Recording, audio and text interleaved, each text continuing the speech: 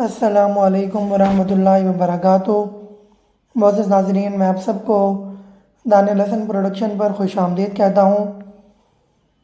پیارے بچوں، آپ سب کہانی کے منتظر ہوں گے، تو چلیں بڑھتے ہیں آسان قرآن کہانیاں کی اگلی کہانی کی طرف، جس کا نام ہے کیا تم نہیں دیکھتے۔ ریت کے وسیع و عریض سمندر میں ریگستانی جہازوں کا ایک گروہ اپنی مخصوص شان و شوکت کے ساتھ قطار در قطار چلا جا رہا تھا۔ ریگستانی جہاز، جی ہاں، آپ بالکل درست سمجھے ہیں، یہ انہی کی بات ہو رہی ہے، یعنی اونٹوں کی۔ اس وقت یمن کے صحرائے حضرموت میں تقریباً 20 اونٹ منظم انداز میں اپنا سفر جاری رکھے ہوئے تھے۔ یہ تاجر ادریس کا قافلہ تھا، جو منزل مارتا اپنے شہر کی طرف رواں دواں تھا۔ گرمی عروج پر تھی اور سورج کی حدت انسانی وجود کو جھلسائے دے رہی تھی۔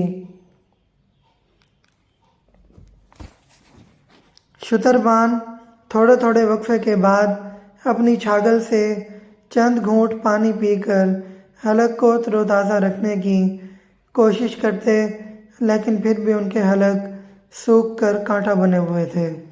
اونٹوں کے اس قافلے میں 2 اونٹ ایسے بھی تھے جن کا پہلا یہ باقاعدہ صحرائی سفر تھا، اور مزے کی بات یہ تھی کہ وہ دونوں گہرے دوست بھی تھے۔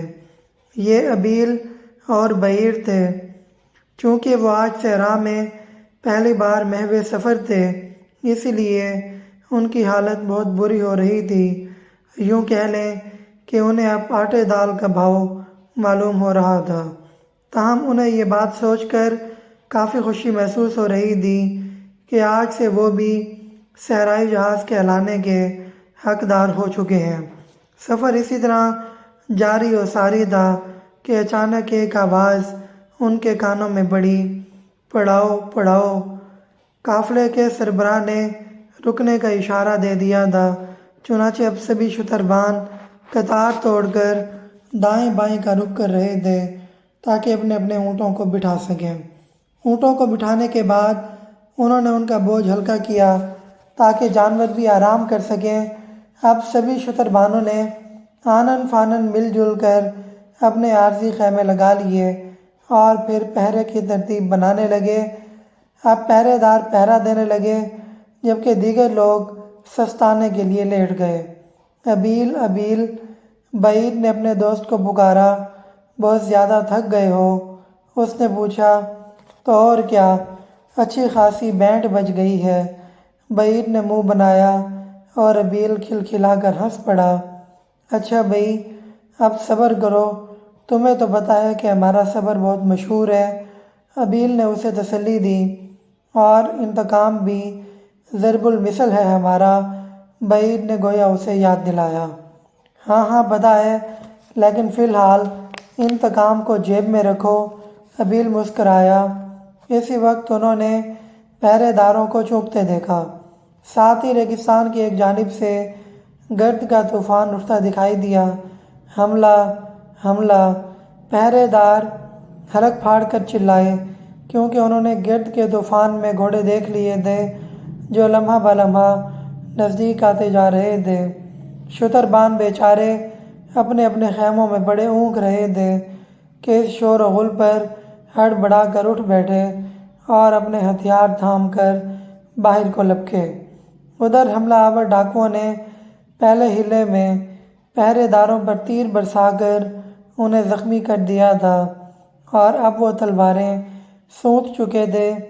بعیر ابیل دونوں دوستوں نے بیک وقت ایک دوسرے کو پکارا، اور پھر وہ دونوں مسکرا دیے۔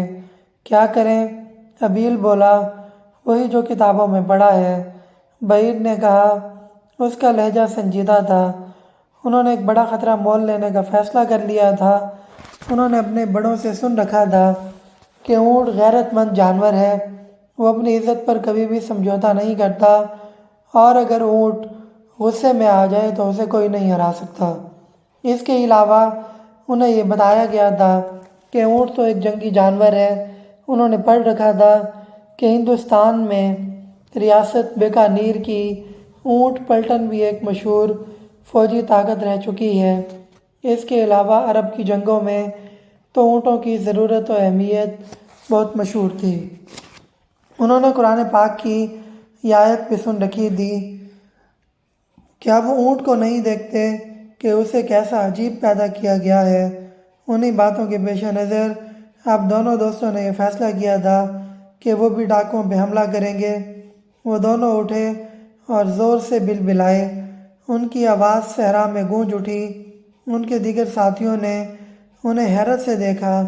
اس سے پہلے کہ وہ کچھ سمجھتے، بحیر اور ابیل نے دشمنوں پہ چڑھائی کر دی تھی۔ جب دو ہیکل غضبناک اونٹوں نے بھڑک کر حملہ کیا تو ڈاکو لرز کر رہ گئے۔ ان کے گھوڑوں نے جب یہ ناگہانی بلائیں دیکھیں تو ان کے چھکے چھوٹ گئے اور وہ بدک کر بھاگنے لگے۔ ادھر شتر بانوں نے بھی تیر اندازی کے جوہر دکھانے شروع کر دیے تھے، لہٰذا ان کا پلہ بھاری پڑنے لگا اور دشمن رائے فرار اختیار کرنے لگا۔ بحیر زور سے، ابیل نے بھاگتے دشمنوں پر حملہ آور بحیر کے جذبات کو مزید مہمیز کیا۔ نہیں چھوڑوں گا، بحیر نے اپنے دانت ایک گھوڑے کی گردن پر جماتے ہوئے چیخ کر کہا۔ اس وقت اسے خود پہ بھی حیرت ہو رہی تھی کہ اس میں اس قدر جنون اور طاقت کہاں سے آ گئی ہے، لیکن یہ وقت سوچنے کا نہیں تھا۔ جمل دوست، دیکھا ان جوانوں کو؟ ایک بزرگ اونٹ نے اپنے ساتھی کو کہا۔ یہ میمر تھا۔ ہاں دوست، خدا انہیں سلامت رکھے۔ جمل نے بھی ان کی توصیف کی۔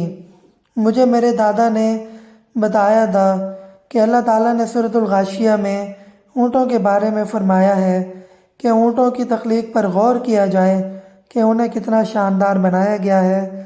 اسی دن سے مجھے خود پہ بہت ناز ہے۔ بزرگ اونٹ میمر بولا، ہاں، اور مجھے میرے دادا نے یہ بھی بتایا تھا کہ قرآن پاک میں اونٹ کے لیے 10 نام استعمال ہوئے ہیں۔ جمل نے کہا تو اس کا دوست چونک پڑا۔ اوہ، یہ تو نئی معلومات ہے میرے لیے، ذرا بتاؤ۔ اس نے پوچھا۔ ہاں ضرور، ادھر دیکھو دشمن بھاگ رہا ہے۔ اللہ کا شکر ہے، جمل نے میدان جنگ کی طرف دیکھتے ہوئے خبر دی۔ شکر الحمدللہ، دیگر اونٹ بھی شکرانہ پڑھنے لگے تھے۔ ادھر جمل نے اونٹوں کے 10 نام بتانے شروع کر دیے تھے۔ وہ کہہ رہا تھا، قرآن پاک میں اونٹوں کی مختلف اقسام کے لیے 10 نام آئے ہیں، جو کہ یہ ہیں۔ اول، یہ نام سورہ غاشیہ کی آیت نمبر 17 اور سورہ انعام کی آیت نمبر 144 میں آیا ہے۔ بحیرہ، یہ نام بتوں کے نام پہ چھوڑنے والی اونٹنی کے لیے ہے۔ یہ نام سورۃ مائدہ کی آیت نمبر 103 میں ہے۔ بدن، قربانی کے اونٹ کو کہتے ہیں۔ یہ نام سورہ حج کی آیت نمبر 36 میں ہے۔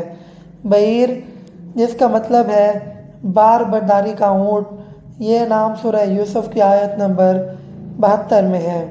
جمل، یہ نام سورہ اعراف کی آیت نمبر 4 میں ہے۔ حام، بوڑھے اونٹ جنہیں آزاد چھوڑ دیا جاتا تھا، یہ نام سورہ مائدہ کی آیت نمبر 103 میں ہے۔ رکاب، سواری کا اونٹ، یہ نام سورہ حشر کی آیت نمبر 6 میں ہے۔ صائبہ، منت اور نذر کے لیے چھوڑا گیا اونٹ، یہ سورہ مائدہ کی آیت نمبر 103 میں ہے۔ اشار، حاملہ اونٹنیوں کو کہتے ہیں، یہ سورہ تکویر کی آیت نمبر 4 میں ہے۔ ضامر، کمزور اونٹ کے لیے استعمال ہوتا ہے، یہ سورہ حج کی آیت نمبر 26 میں آیا ہے۔ جمل کی بتائی گئی معلومات سبھی دلچسپی سے سن رہے تھے۔ ادھر دشمن کے بھاگنے پہ سبھی شاداب و فرحاں تھے۔ خاص طور پر ابیل اور بحیر کی تو گویا لاٹری نکل آئی تھی، جو انہیں سبھی شتربان باری باری پیار کر رہے تھے۔ باقی سبھی اونٹ بھی اپنے ان دوستوں کو پیار بھری نگاہوں سے دیکھ رہے تھے۔ تو پیارے بچوں، آج کی کہانی ختم ہوئی۔ ہمیں اجازت دیجیے، اگلی کہانی کے ساتھ پھر حاضر ہوں گے۔ تب تک کے لیے اللہ حافظ۔